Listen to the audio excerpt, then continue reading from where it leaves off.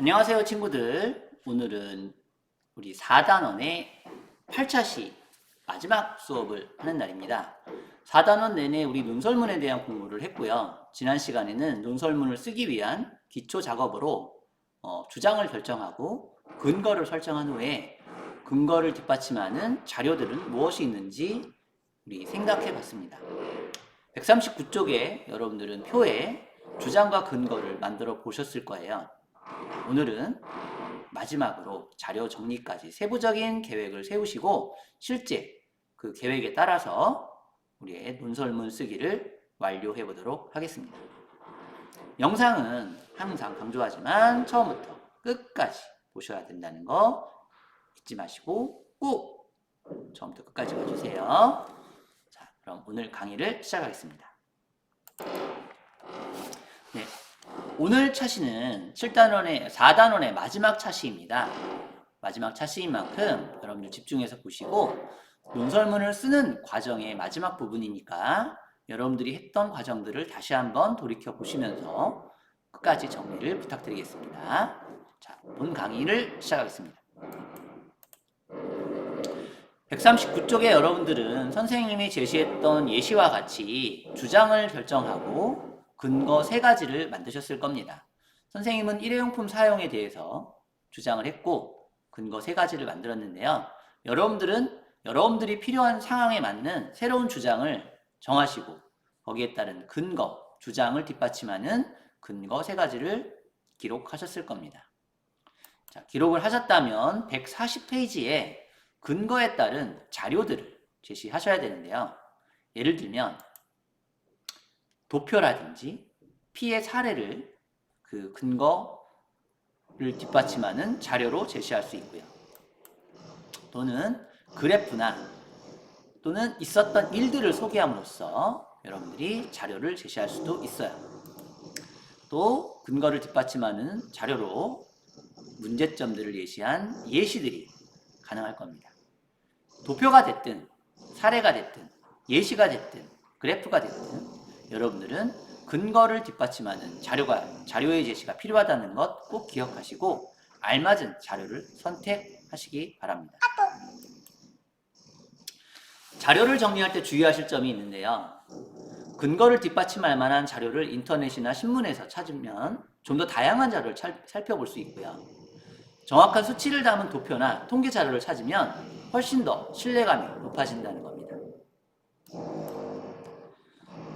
그렇다면 140쪽이 정리가 끝났다면 141쪽에 서론, 본론, 결론의 구조로 논설문을 완성하시면 됩니다.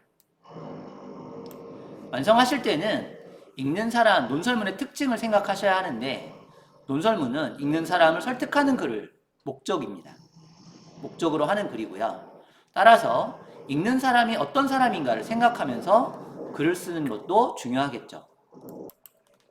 또한 논설문에는 글쓴이가 내세우는 주장이 담겨 있습니다. 따라서 명확하게 주장을 펼치는 것도 중요합니다. 논설문에는 주장을 뒷받침하는 근거와 예시 자료 등이 들어가는데 구체적인 내용들이 들어가는 것이 좋고요. 주장을 뒷받침하는 근거와 예시가 적절하게 제시될 필요가 있습니다. 논설문의 짜임은 서론과 본론, 결론의 구조로 되어 있는데 서론은 글을 쓴 문제 상황을 밝히고 글쓴이가 글 전체에 내세우는 주장을 분명하게 나타내셔야 돼요. 본론에서는 주장을 뒷받침하는 근거와 뒷받침하는 내용이 제시가 되는데요. 보통 3가지가 제시되는 경우가 매우 많습니다. 또 구체적인 예나 다양한 자료들을 통해서 근거를 뒷받침하는 자료를 제시하게 됩니다.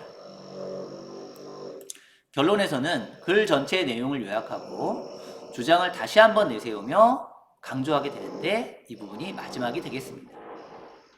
보통 서론과 본론은 짧게 쓰여지지만 본론이 많은 부분을 차지한다는 거 기억하시기 바랍니다.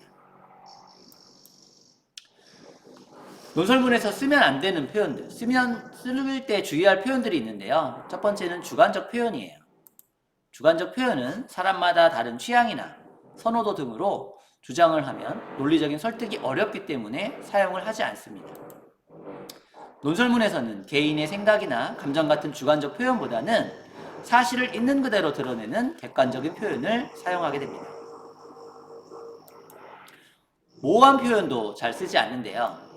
모호한 표현은 개념이 명확하지 않은 표현들을 말하고요. 말하는 내용을 명확하게 전달할 수 없기 때문에 논설문에서는 사용하지 않게 됩니다. 논설문은 자신의 견해나 관점을 정확하게 표현하는 것이 중요하기 때문에 모호한 표현을 쓰지 않아야겠어요. 마지막으로 단정적인 표현도 잘 사용하지 않는데요.